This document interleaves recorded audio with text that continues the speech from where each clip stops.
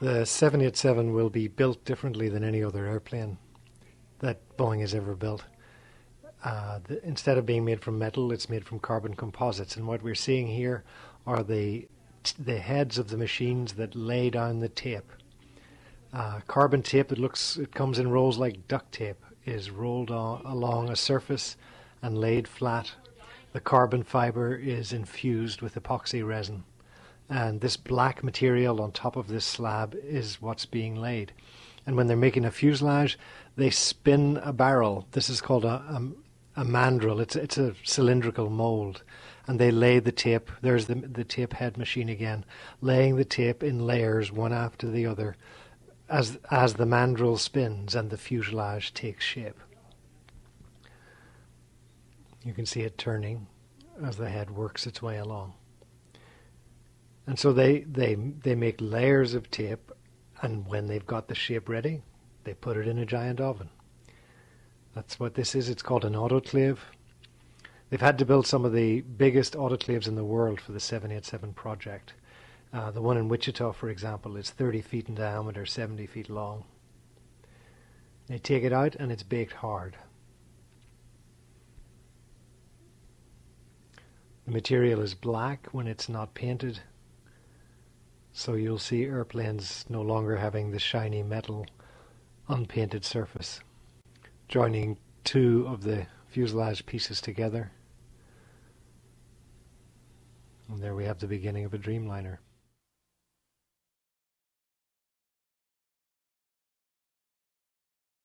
For the first time ever, the wings of a Boeing airplane will be made overseas. Boeing developed in its research center here down on Marginal Way the method for making the wings.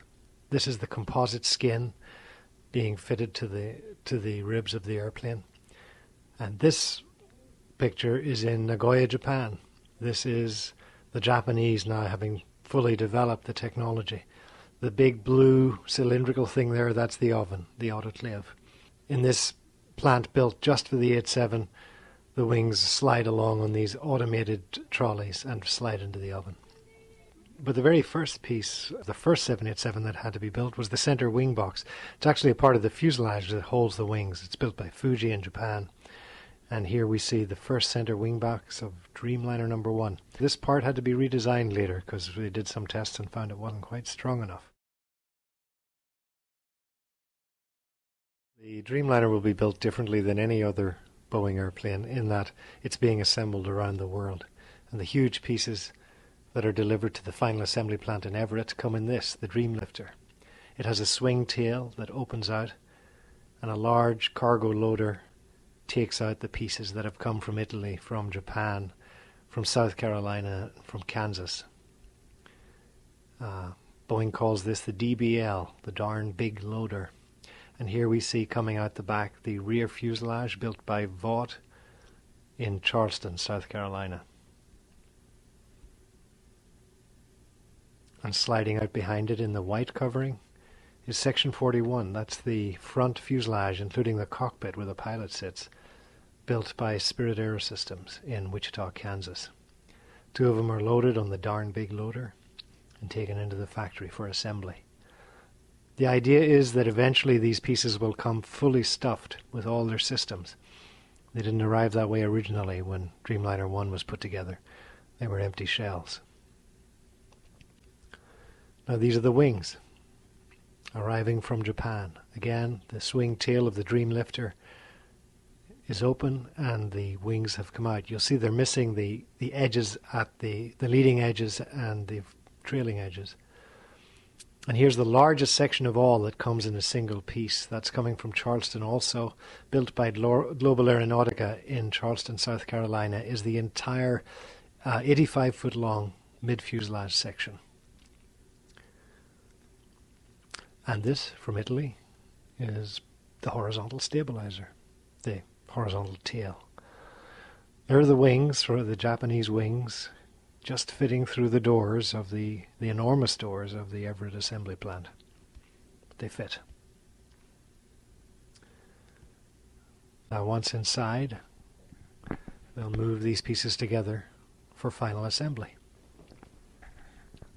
That's the center fuselage section. You can see the place where the fairing will go around where the wing joins the fuselage.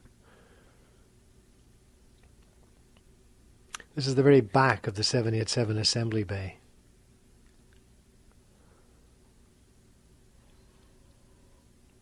You can see this section 41 from Kansas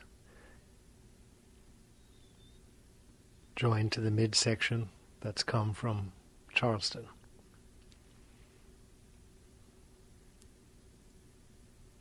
The black composite material has a coating over it to protect it so that it has this greenish color.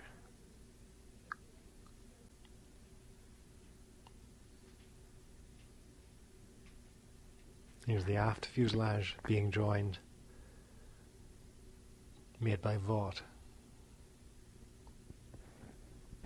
When Dreamliner 1 was first joined, they had a gap between the fuselage sections. Here are the wings coming on.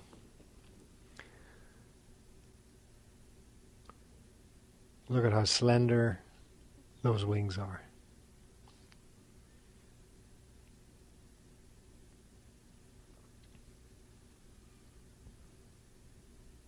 And now here's one of the most difficult pieces to join. It's the horizontal tail, and behind it you can see the APU, the auxiliary power unit, that little cone at the back that's made in Korea. And in this piece of tooling, they will finally join everything together. And at the very back you'll see a tower, kind of blue and gold tower, that's it there, called the mother of all tooling towers in Boeing's affectionate jargon. And they use that to pull up the vertical fin. And you can just see the vertical fin of Dreamliner 1 being attached. That's the only piece of the airplane made by Boeing. It's made in Frederickson near Tacoma.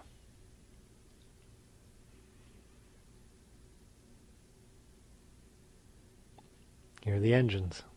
In this case, Rolls-Royce engines sent from England to go on the first Dreamliner.